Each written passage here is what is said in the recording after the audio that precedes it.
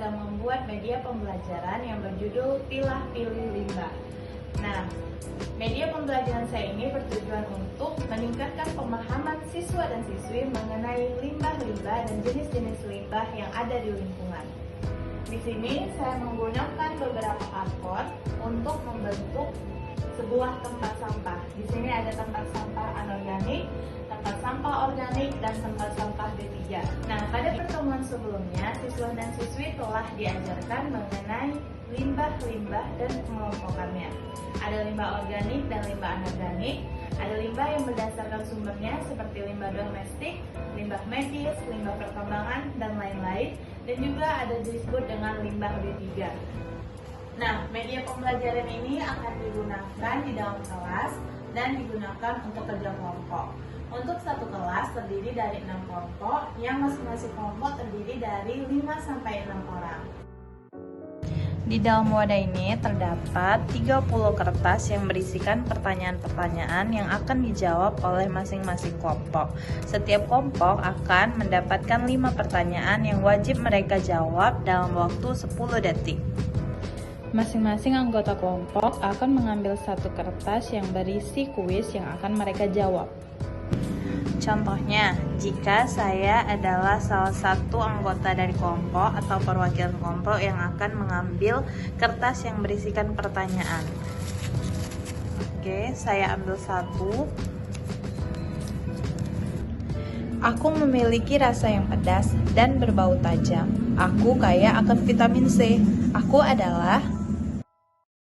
Nah, tiap kelompok akan mencari jawabannya pada gambar-gambar yang ada di depan sini. Jadi, mereka diberikan waktu 10 detik untuk mencari jawaban dari pertanyaan yang mereka dapatkan. Contohnya adalah pertanyaan yang tadi. Aku memiliki rasa yang pedas dan bauku tajam. Aku kaya akan vitamin C. Aku adalah...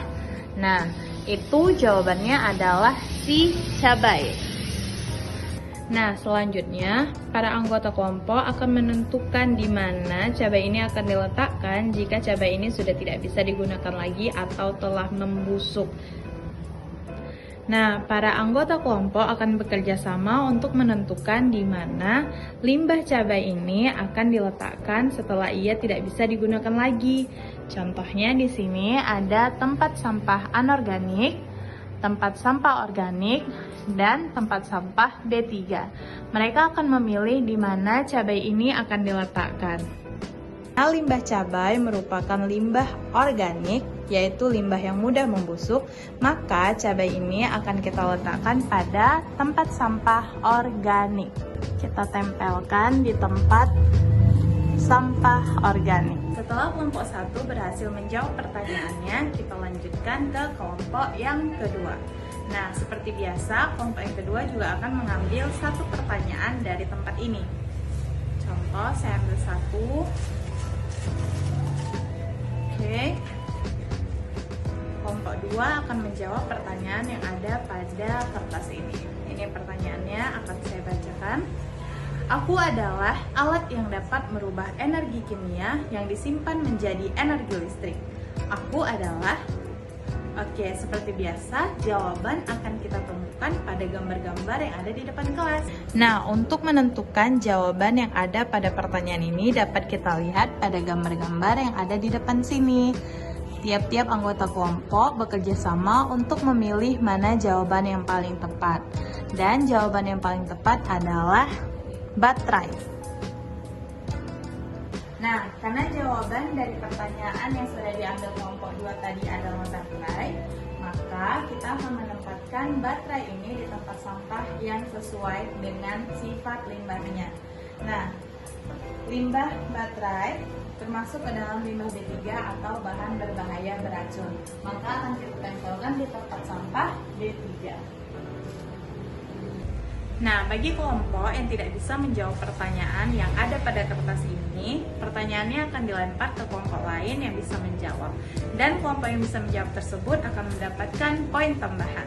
Apabila tiap-tiap kelompok telah menjawab semua pertanyaan yang ada, maka tempat sampah yang berada di depan akan berisi dengan sampah-sampah yang semestinya. Di mana di sini tempat sampah anorganik berisi dengan dengan sampah-sampah anorganik. Ada minuman, kaleng makanan yang diawetkan, botol sirup, dan lain-lainnya. Lalu di tempat sampah anorganik ada cabai, ada apel, batang pohon, kulit durian, ada daun pisang, ada makanan sisa seperti bakso, ada tempe, dan lainnya. Lalu untuk di tempat sampah bertiga ada pemutih, ada cat, ada baterai, ada kapur barus, parfum, dan lain-lainnya. Maka beginilah bentuk media pembelajaran yang saya gunakan untuk meningkatkan pemahaman siswa dan siswi mengenai limbah.